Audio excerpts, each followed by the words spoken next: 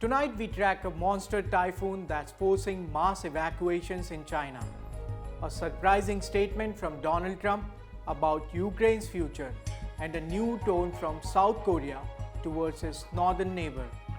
Then in our deep dive, we'll unpack Trump's fiery speech at the United Nations and what it reveals about America's foreign policy direction in a rapidly changing world.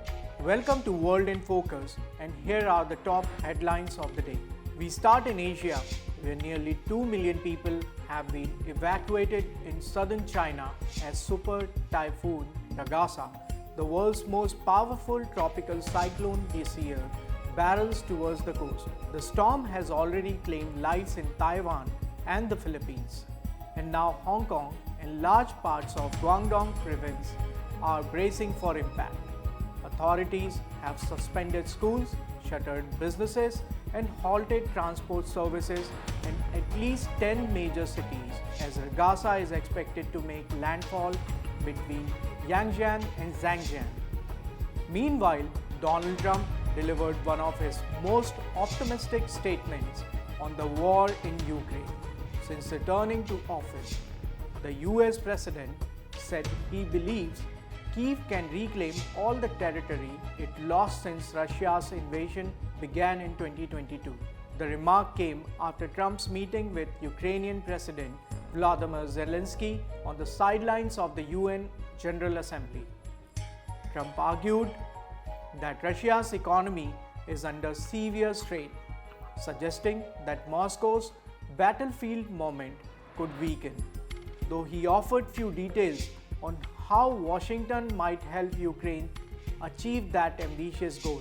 And in a significant diplomatic signal, South Korean President Lee Jae-myung used his first UN General Assembly address to call for an end to the vicious cycle of military tensions with North Korea. Lee laid out a vision of peaceful coexistence and phased steps towards denuclearization, acknowledging that dismantling Pyongyang's weapon program won't happen overnight. And now to our deep dive. Donald Trump's headline-grabbing speech at United Nations. It was defined, provocative and revealing, offering a window into how he sees America's role in the world and what that could mean for global politics. Trump devoted much of his address to a familiar theme: migration. He accused the UN of funding an assault on Western countries through lax borders policies and warned that uncontrolled migration would destroy the fabric of Western society. The president also railed against global climate efforts, calling the climate crisis the greatest con job ever perpetrated on the world. He mocked decades of scientific warnings and urged nations to abandon green energy targets, a position starkly at odds with the overwhelming scientific consensus and with the policies of most major economies. On two of the world's most urgent conflicts, Ukraine and Gaza, Trump had surprisingly little to say. He criticized the UN's growing support for a two-state solution, calling it a reward for Hamas, and admitted that ending the Ukraine war had proven far more difficult than he anticipated, despite what he described as a good relationship with Vladimir Putin. In a moment that seemed almost symbolic, Trump complained about a broken escalator and a malfunctioning teleprompter at the UN building, describing them as metaphors for a dysfunctional institution. And when his teleprompter failed, Trump improvised, veering into tangents about crime, former President Obama's carbon footprint, wind turbines, and even garbage dumping in Asia.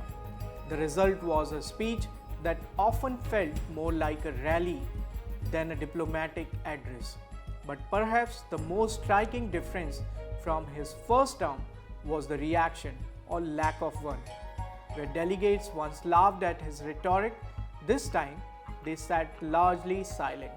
It was a sign that the world has recalibrated its expectation of Trump, and a reminder that love him or loathe him, his worldview still commands global attention. That's all in World in Focus for today. Follow the Finance 360 for more.